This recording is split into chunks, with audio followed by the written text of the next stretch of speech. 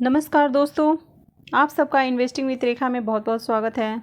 और आज हम बात करने वाले हैं एक्सारो टाइल्स के बारे में। इसका आईपीओ 4 अगस्त को खुलने वाला है। तो चलिए हम सबसे पहले इसके बिज़नेस को समझ लेते हैं कि कंपनी का बिज़नेस कैसा है, कंपनी प्रॉफिट मेकिंग है या लॉस मेकिंग है, इसके आईपीओ में हमें अप्लाई करना चाहिए या नहीं करना चाहिए। अगर आईपीओ में अप्लाई करते हैं तो इसे हम सिर्फ लिस्टिंग गेन के लिए करें या फिर हम इसे लॉन्ग टाइम के लिए होल्ड करके रख सकते हैं। तो चलिए इसको जानते हैं डिटेल से। अब जैसा कि कंपनी का नाम है एक्सरो टाइल्स, जैसा कि नाम से ही पता चल रहा है कि कंपनी टाइल्स का बिजनेस करती है। कंपनी यहाँ पर मैन्युफैक्चरिंग के साथ साथ मार्केटिंग में भी इंगेज है। ये जो कंपनी है ये वर्टिफाई टाइल्स बनाती है जो कि फ्लोरिंग में इस्तेमाल किए जाते हैं। ये प्रोडक्ट बास्केट में देखा जाए तो 1000 से ज़्यादा डिजाइन से और 6 साइज़ के टाइल्स कंपनी मैन्युफैक्चर करती है और कंपनी अपने ब्रांड एक्सारो के नाम से इसको सेल करती है। कंपनी के पास 2000 से ज़्यादा रजिस्टर्ड डीलर हैं। इसके साथ साथ कंपनी के पास लार्ज नंबर ऑफ सप्लायर्स भी हैं। कंपनी के पास वाइड प्रोडक्ट पोर्टफोलियो है। इसका मतलब है कि कंपनी 1000 से ज़्यादा डिज़ाइंस बनाती है।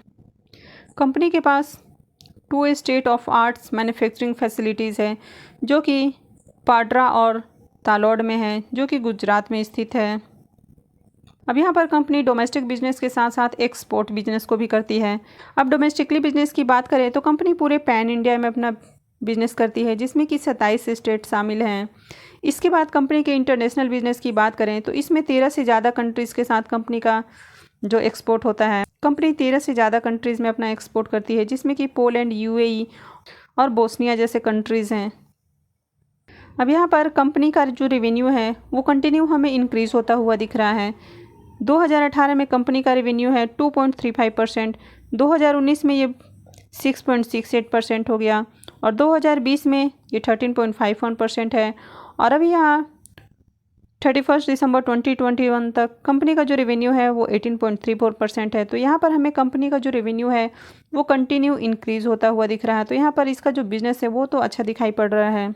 अब कंपनी के CAGR ग्रोथ को देखें तो कंपनी 2018 से 2020 के बीच में 150.87% का इसमें ग्रोथ दिख रहा है। अब कंपनी के मैनेजमेंट टीम की बात की जाए तो मुकेश कुमार पटेल इसके चेयरमैन और मैनेजिंग डायरेक्टर हैं। फिर किरण कुमार पटेल जो कि होल टाइम डायरेक्टर हैं। ऑब्जेक्टिव ऑफ इशू की बात की जाए अब यहाँ पर 28.8 करोड़ रुपए का ऑफर फॉर सेल होने वाला है। तो इसका मतलब है कि शेयर होल्डर्स अपने शेयर्स को बेच रहे हैं और इससे एक भी पैसा कंपनी को नहीं मिलेगा। ये सारा पैसा इसके शेयर होल्डर्स को जाएगा। इसके बाद फ्रेश इशू की बात करें तो कंपनी 134 करोड़ रुपए का फ्रेश इशू ला रही है। अब यहाँ पर जो आईपीओ से जो पैसे जो फंड रेज करेगी कंपनी तो उससे अपने कर्जे को भुगतान करने वाली है। दूसरा है वर्किंग कैपिटल रिक्वायरमेंट्स और तीसरा है जनरल कॉरपोरेट पर्पस। तो चलिए अब हम कंपनी के फाइनेंशियल को भी देख लेते हैं। तो सबसे पहले हम इसके टोटल एसेट को देख लेते हैं।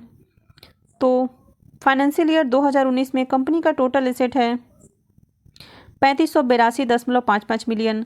ये बढ़ के 2020 में 3870.55 मिलियन हो गया और 2021 फाइनेंशियल में इसका जो टोटल एसेट है वो है 3693.14 मिलियन।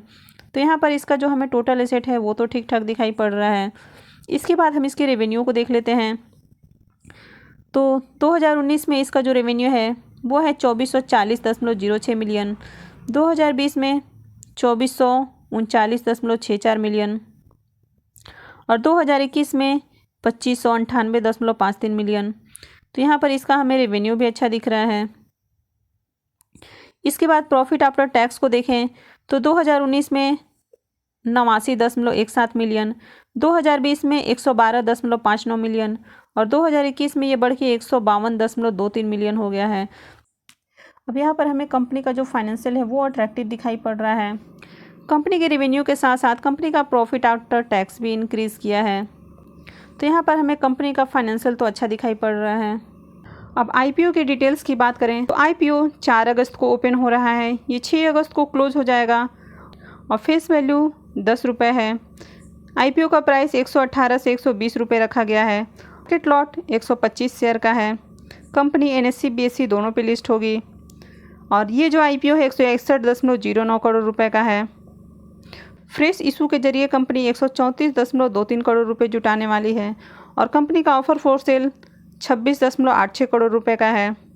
IPO ओपनिंग 4 अगस्त, क्लोजिंग डेट है 6 अगस्त, बेसिक ऑफ अलॉटमेंट डेट है 11 अगस्त, इनिशियल रिफंड डेट है 12 अगस्त। 13 अगस्त को आपके डीमेट अकाउंट में क्रेडिट होते हुए दिखेंगे शेयर, अगर आपको IPO अलॉट हो जाता है। और IPO की लिस्टिंग डेट है 17 अगस्त को। अब एक सारो टाइल्स के लॉट साइज़ की बात की जाए तो आप यहां पर मिनिमम एक लॉट यानी कि 125 शेयर के लिए अप्लाई कर सकते हैं और आपका जो कट ऑफ प्राइस हो जाएगा वो हो जाएगा 15,000 रुपये। और आप मैक्सिमम 13 लॉट के लिए अप्लाई कर सकते हैं। यहाँ पर 1625 शेयर हो जाएंगे और कट ऑफ प्राइस आपका 1,95,000 हो जाएगा। अब कभी भी आपको कट ऑफ प्राइस के ऊपर ही अप्लाई करना है और IPO में अप्लाई करते समय आपको अपने एक ही डीमेट अकाउंट से अप्लाई करना है। एक पेन से आपका एक ही एप्लीकेशन वैलिड होता है। अगर आप अपने ही अलग अलग डीमेट अकाउंट से अप्लाई करते हैं तो ऐसे में जो आपका IPO है वो रिजेक्ट हो जाता है। आप अपने मल्टीपल फैमिली मेम्बर्स के डीमेट अकाउंट से अप्लाई कर सकते हैं, तो ऐसे में आपके जो IPO के अलॉटमेंट के चांस होते हैं तो वो इंक्रीज़ हो जाता है। अभी प्रमोटर्स के पास 56.09% की होल्डिंग है और IPO के बाद प्रमोटर्स के बाद 42.5% की होल्डिंग बचेगी। अब इसमें हमें लिस्टिंग गेन के लिए अप्लाई करना चाहिए या नहीं करना चाहिए, तो इसके लिए हम इसके ग्रे मार्केट प्रीमियम को भी देख लेते हैं। आज है 3 अगस्त और आज 12:30 बजे का अपडेट है ग्रे मार्केट में। इसका जो प्रीमियम है वो 15 रुपये का चल रहा है। अब कल जो इसका ग्रे मार्केट में प्रीमियम चल रहा था वो 15 से 20 रुपये का चल रहा था। यहाँ पर कल हमें 16 से 17% का प्रीमियम देखने को मिल रहा था, वहीं आज 15 रुपये का प्राइस चल रहा है। इसका मतलब है 12 से 13% का प्रीमियम मिल रहा है। तो आज जो इसका ग्रे मार्केट में प्राइस है वो थोड़ा डाउन हुआ है। अब यहाँ पर इसमें IPO में अप्लाई करने की बात करें तो आप इसमें लिस्टिंग गेन के लिए अप्लाई कर सकते हैं, पर अगर लॉन्ग टर्म की बात की जाए, अब ऐसे शेयर्स को लॉन्ग टाइम के लिए होल्ड करना भी सही नहीं होगा क्योंकि मार्केट अभी बूम पर है।